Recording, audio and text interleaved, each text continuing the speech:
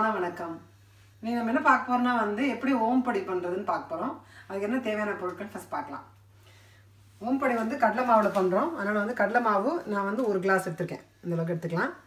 அரிசி மாவு நல்ல ஒரு ஃபுல் ஸ்பூன் இதுல பெருசா எடுத்துர்க்கேன் நான். இது நம்ம கிறிஸ்பினஸ் கொடுக்கிறதுக்காக அந்த அரிசி மாவு கூட ஆட் பண்ண போறோம். அதனால கொஞ்சமா எடுத்துக்கலாம். கொஞ்சம் நெய் சும்மா ஒரு பெரிய ஸ்பூன்ல 1 ஸ்பூன் அளவுக்கு எடுத்துர்க்கேன். தேவையான அளவுக்கு உப்பு ஆட் பண்ணிக்க போறோம். அது கூட அஜ்வைன் ஓமம் இது கொஞ்சம் எடுத்து ஊற வச்சிருக்கேன். நல்லா இவ்வளோ எடுத்து தண்ணியில் ஒரு ஃபியூ ஹவர்ஸ் முன்னாடி நம்ம ஊற வச்சிடலாம் நல்லா. ஸோ அது ஜூஸ் நல்லா இறங்கும். நம்ம ஃபில்டர் பண்ணி இதில் நம்ம மாவு பிசைஞ்சிக்க போகிறோம். அவ்வளோதான் வேணும். எண்ணெய் வேணும். கடாயில் எண்ணெய் ஏற்றிருக்கேன். இப்போ நம்ம மாவு பிசைஞ்சிட்டு இந்த மாதிரி உங்களுக்கு இந்த நல்லா இருக்கிறதுலே ரொம்ப பொடி பொடியாக இருக்கிற அந்த சின்ன ஹோல்ஸ் வச்ச பிளேட் நம்ம போட்டுட்டு நம்ம அதில் புழிஞ்சு எடுத்துட போகிறோம். எப்படி பண்ணுறது பார்க்கலாம். கடலை மாவு இந்த பேசன் நமக்கு எப்போ கடையில் வாங்கினாலும் நம்ம கொஞ்சம் லேசாக சலிச்சிக்கலாம். அப்போ தான் நம்ம எண்ணெயில் போடுற பொருட்களில் நம்ம வெடிக்காமல் இருக்கும், ஈஸியாக இருக்கும். அதனால் லேசாக சலிச்சிக்காங்க. ஏதாவது ஒரு ஃபில்டரில் ஜல்லடலை இல்லைன்னா இந்த மாதிரி ஒரு ஃபில்டரில் இதில் கூட நீங்கள் பண்ணிக்கலாம். ஸோ அதை பண்ணிட்டோம். அரிசி மாவையும் அப்படியே போட்டுக்கலாம்.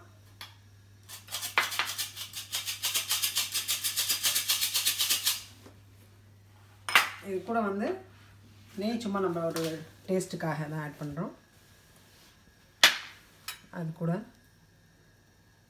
எவ்வளோ உப்பு கரெக்டாக இருக்கும்னு நினைக்கிறேன் போட்டுக்கிறேன். இதை இந்த மாதிரி ஒரு ஃபில்டர் வச்சு வடிகட்டிடுங்க. நல்லா நம்ம ஏற்கனவே ஃபியூ ஹவர்ஸ் ஊற வச்சுருக்கனால நல்லா அது இறங்கியிருக்கோம். வேணால் நம்ம ப்ரெஸ் பண்ணிக்கலாம். எல்லா தண்ணியும் போட போதில்லை, தேவையான அளவுக்கு எடுக்க போகிறோம்.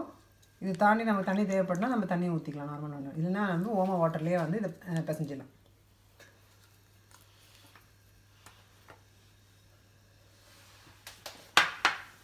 இந்த மாதிரி நம்ம முறுக்கு இந்த மாதிரி என்ன நம்ம பண்ணும்போது மெயினாக ஹாட் ஆயில் நம்ம கொஞ்சம் ஆட் பண்ணிக்கணும். ஸோ ஒரு ஸ்பூன் ஏற்கனவே கொதிச்சுட்டு இருக்க ஹாட் ஆயில் கொஞ்சம் யூஸ் பண்ணிக்கலாம். இது எல்லாத்தையும் போட்டாச்சு. நம்ம லேசாக மிக்ஸ் பண்ணிக்காங்க. இப்போ இந்த வாட்டர் ஊற்றி நம்ம கலக்க போகிறோம்.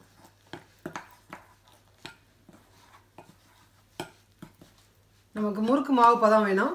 அது என்னென்னா நமக்கு ஓரளவுக்கு சப்பாத்தி மாவு மாதிரி பதம் இருக்கணும்.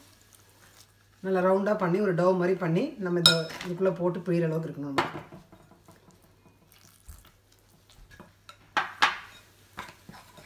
ஸோ தண்ணி கொஞ்சம் கொஞ்சமாக ஊற்றி பிசைஞ்சு பாருங்கள். நிறைய ஊற்றிடாதீங்க. ஓரளவுக்கு ஒன்றா சேர்ந்து வருது. இப்படி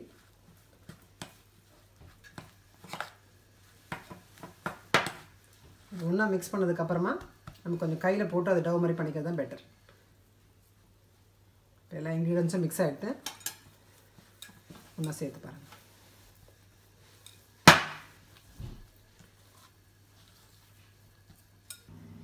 ஸோ மாவு நல்லா பிசைஞ்சாச்சு. இதை ஒன்றா ஒரு டவ் மாதிரி பண்ணுறதுக்கு லேசாக கொஞ்சம் நம்ம கையில் எண்ணெய் ஊற்றிக்கலாம். அதனால் நம்ம கையில் ஒட்டாமல் நல்லா ஒரு மாதிரி ரவுண்ட் பாலாக வரும். நல்லா ஒன்றத்தையும் எடுத்து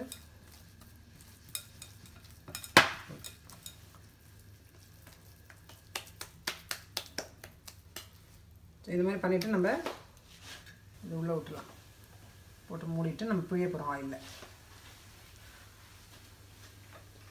எண்ணெய் நல்லா சூடாக இருக்கணும். நல்லா சூடாகட்டும். நம்ம சூடான அப்புறம் போடலாம். இந்த மாதிரி நீங்கள் ஏற்கனவே ஒரு பிளேட்டில் கூட லேசாக நீங்கள் பிழிஞ்சு பார்க்கலாம். இந்த மாதிரி உங்களுக்கு பிழிய வருதா அப்படின்ட்டு. அப்போ தான் நமக்கு ஆயிலில் டேரெக்டாக பிழிய போகிறோம். நம்ம அப்படி இல்லைன்னா நீங்கள் அதுக்கு ஏற்ற மாதிரி கூட மாவை நீங்கள் கொஞ்சம் அட்ஜஸ்ட் பண்ணிக்கலாம். ரொம்ப டைட்டாக ஒரு பிசைஞ்சிச்சின்னா லேசாக கொஞ்சம் தண்ணி தெளித்து நீங்கள் பண்ணிக்கலாம். இல்லை கொஞ்சம் எக்ஸ்ட்ரா உங்களுக்கு தண்ணி ஆகிடுச்சுன்னா கொஞ்சம் மாவை போட்டு நீங்கள் கரெக்ட் கன்சிஸ்டன்சிக்கு கொண்டு வந்துடலாம். ஸோ பிழிஞ்சு இந்த மாதிரி டெஸ்ட் பண்ணி பார்த்துட்டு நம்ம டேரெக்டாக ஆயிலில் போட்டுடலாம். ஸோ இப்படி கை வச்சு பார்க்கும்போது தெரியும் நல்லா கொஞ்சம் ஆவி அடிக்கிற மாதிரி இருக்கும். அப்படின்னா எண்ணெய் நல்லா காஞ்சிடுச்சு. இல்லைன்னா நீங்கள் கொஞ்சோண்டு போட்டு பார்க்கலாம். அது ஒன்று எழுமி வந்துச்சுன்னா எண்ணெய் ரெடி ஆகிடுச்சு.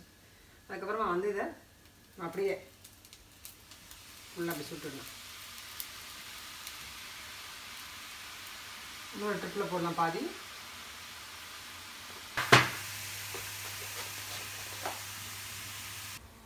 இது கூட நீங்கள் ரொம்ப எல்லோவாக கலர் வேணால் நீங்கள் மஞ்சள் தூள் கூட கொஞ்சம் போட்டுக்கலாம். ஆனால் நார்மல் நேச்சுரல் கலரே போதும். அந்த கடலை மாவே அது கலர் கொடுக்கும். ஸோ மெதுவாக நம்ம அடுத்த பக்கம் திருப்பி போட்டுடலாம். 2 பக்கமும் நல்லா ஆனால் நல்லா மொறு மொறுன்னு வந்துடும். ஸோ இது நல்லா மெலிசாக இருக்கனால சீக்கிரமாகவே வெந்துடும். இந்த மாதிரி நல்லா இப்படி ஸ்ப்ரெட் அவுட் பண்ணி நீங்கள் பண்ணுங்கள். மொத்தமாக வெந்ததுக்கப்புறமா எடுத்து நம்ம பிளேட்டில் கொஞ்சம் ஆற வச்சுக்கலாம். அதுக்கப்புறமா நம்ம அதை உதுத்து விட போகிறோம். இப்போ வந்து நான் மிச்சம் இருக்க மாவையும் வந்து பிழிஞ்சிட போகிறேன்.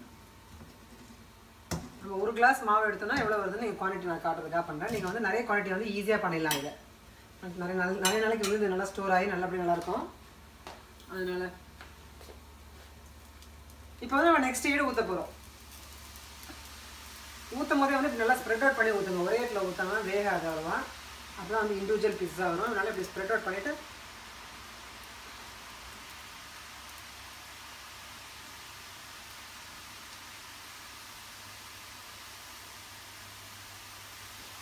அது வந்து வேகட்டும். ஸோ இப்போ இந்த ட்ரிப்பை வந்து ஆயிடுச்சு. இப்படி தூக்கிட்டு எண்ணெய் எடுத்துருங்க.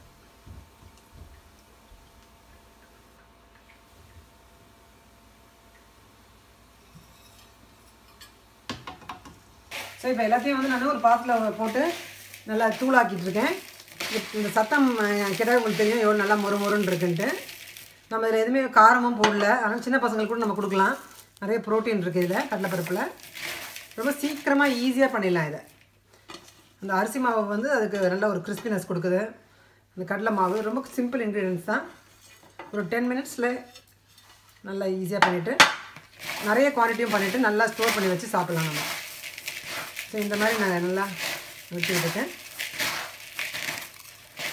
உடனே ஆறிடுச்சு, வர மெலிசாக இருக்கணும், நல்லா ஆறிடுச்சு. இதை வந்து ஒரு ஏர்டைட் கண்டெய்னரில் போட்டுக்கலாம். நான் இந்த ஜாரில் போட்டு வச்சுட்டு போகிறேன்.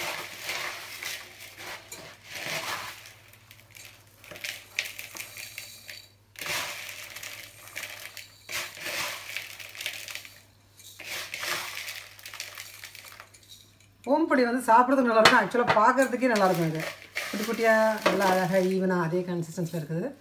பார்க்குறதுக்குமே நல்லாயிருக்கும்.